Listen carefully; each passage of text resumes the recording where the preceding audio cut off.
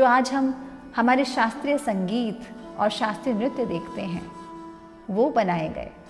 कथक भी नाट्य शास्त्र पर ही आधारित है, या कोई सा भी नृत्य, खासकर शास्त्रीय नृत्य, दो तरह के संयोजन से मिलकर बना है, लास्य और तांडव। लास्य क्या है? जो फेमिनिन है, और तांडव क्या है? जो मैस्कुलिन है। तांडव शिव, जिसकी उत्पत्ति भगवान शिव ने करी है। इनफैक्ट नृत्य की उत्पत्ति भगवान शिव ने करी है। आप जानते हैं कि नाट्य शास्त्र में नृत्य कैसे ऐड हुआ? क्योंकि पहले तो ये नाट्य था, संगीत और नृत्य की इसके अंदर उत्पत्ति कैसे आया? तो हुआ क्या, जब भरत मुनि ने इसकी रचना कर ली और इसका प्रचार प्रसार किया, तो उन्होंने एक नाटक तैयार किया और उन्होंने कहा कि अब नाटक तो तैयार हो गया है, तो इसका प्रीमियर कहाँ किया जाए? तो उन्होंने इसका प्रीमियर किया इंद्रदेव की सभा में। तो जब उन्होंने इसको किया तो लोगों ने बहुत अप्रिशिएट किया, सभी देवताओं ने कहा बहुत बढ़िया, बहुत बढ़िया, आप इसको एक बार भगवान शिव को भी दिखाएं। तो जब भगवान शिव ने उनके नाटक को देखा तो उन्होंने कहा कि नाटक तो बहुत सुंदर है, लेकिन इसमें तुम नृत्य क्यों नहीं डाल देते? तो उन्होंने कहा कि ये नृत्य क्या है?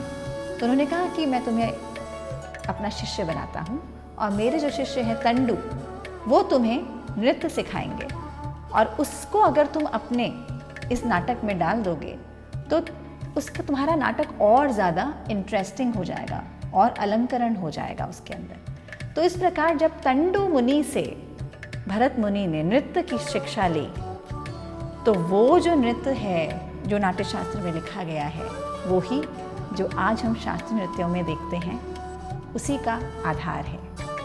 तो तंडु मुनि से नृत्य की शिक्षा प्राप्त हुई, इसीलिए उसका नाम पड़ा तांडव। तांडव से हम जनरली ऐसा सोचते हैं कि बहुत गुस्से वाला डांस है, जब भगवान शिव जी को गुस्सा आता है तो वो तांडव करते हैं। ऐसा बिल्कुल नहीं है। तांडव का अर्थ है मैस्कुलिन, मेल एनर्जी। ऐसा कोई सा भी नृत्य जिसको देख के आपको लगे कि अरे ये तो पुरुषों के करने योग्य है, क्योंकि पूरी दुनिया जो है वो पुरुष और प्रकृति, मेल और फीमेल एनर्जी का ही संयोजन है। पूरे ब्रह्मांड में पुरुष और प्रकृति का ही संयोजन होता है। तो इसी प्रकार नृत्य में मेल और फीमेल तांडव और लास्य से देखने को मिलते हैं। तो तांडव का अर्थ गुस्से से नहीं है कि शिव जी को गुस्सा आएगा और आग लग जाएगी तभी तांडव होगा। No, it's not like that. तांडव का अर्थ है एनी डांस, कोई सा भी ऐसा नृत्य जिसको देखकर आपको लगे कि इसमें बहुत तेजी है, बहुत तैयारी है, वीरता है, क्रोध भी हो सकता है, और बहुत शार्प मूवमेंट्स हैं, एंगुलर मूवमेंट्स हैं, तो वो तांडव हो जाता है। और एक ऐसा डांस जिसमें आपको बहुत ही सॉफ्ट, ग्रेसफुल, ब्यूटीफुल, गोलाई लिए हुए नृत्य देखने को मिले, तो वो लास्य हो जाता है, जिसकी उत्पत्ति माता पार्वती से हुई है। जब भगवान शिव ने तांडव नृत्य किया तो माता पार्वती उनसे इंस्पायर होकर उन्होंने लास्य नृत्य की उत्पत्ति करी। तो इस प्रकार से लास्य और तांडव नृत्य के दो हिस्से हैं। जैसे हमारे जीवन में पुरुष और प्रकृति, मेल और फीमेल, दो एनर्जीज हैं, तो कथक में भी लास्य और तांडव दोनों तरह से देखने को मिलता है। जैसे मैं अगर किसी बंदिश एक कॉम्पोजिशन को अगर मैं बोल रही हूँ, धागे तिट तागे तिट तागे तिट धागे तिट कृदा तिट धागे तिट गद गिन नागे तिट कत धान धान धा कत धान धान धा कत धान धान धा, तो ये शायद सुनने में ही आपको समझ आया होगा कि इसमें तांडव अंग देखने को मिल रहा है। लेकिन अगर मैं उसी में बोलूँ ता थे तत थे आ थे तत थे तथे तथे थे तिगदा दिग थे तथे तथे थे तिगदा दिग थे तथे तथे थे तत ता, तो वो प्रकृति है, फीमेल है। तो कथक में लास्य और तांडव दोनों अंग हैं, और नृत्य के 3 हिस्से हैं, नृत्य, नाट्य और नृत्य, जिनसे मिलकर नृत्य की रचना होती है। तो कथक के भी यही 3 आधारभूत हिस्से हैं। आप ऐसा कह लीजिए कि technical, expressional and then both. नृत्य वो है जो लय ताल के साथ सुंदर अंग संचालन है, और भाव की प्रधानता उसमें बहुत कम है। जहाँ आप देखते हैं कि एक्सप्रेशन जो है वो गौण है, कम है, और बहुत अंगों का संचालन हो रहा है, तो वो नृत्य है। और नाट्य तो नाटक करना, भाव, अभिनय, चेहरे, जहाँ अंगों का संचालन गौण हो जाता है, और भाव प्रधान हो जाते हैं वो नाट्य है।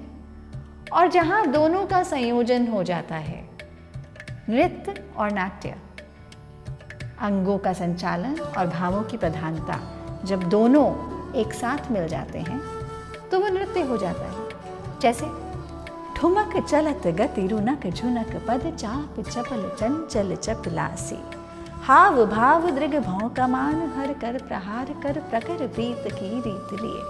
अब इस प्रकार के कॉम्पोजिशन को जब परफॉर्म करेंगे तो आपके भाव भी होंगे और आपके अंग संचालन भी होंगे। तो ये नृत्य की संपूर्णता है, या ये नृत्य का एक सुंदर उदाहरण है। ये मैंने आपको कथक का एक ब्रॉडर पर्सपेक्ट दिखाया है, कथक की एक आपको बड़ी इमेज बताई है।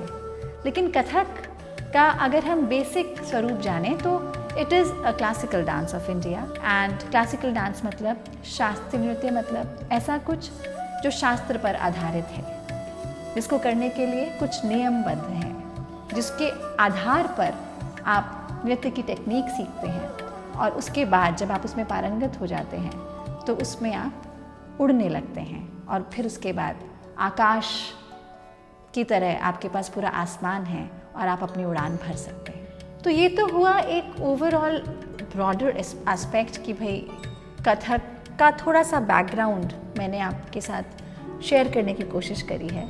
और अब ये सिलसिला बातों का बस अभी शुरू हुआ है और कथक का जो विस्तृत रूप है उसके लिए हम अलग अलग कड़ियों में आपसे मैं मिलती रहूँगी और जो भी मेरे पास विचार हैं वो आपसे मैं शेयर करती रहूँगी। तो मिलेंगे अब हम अगले एपिसोड में। Thank you.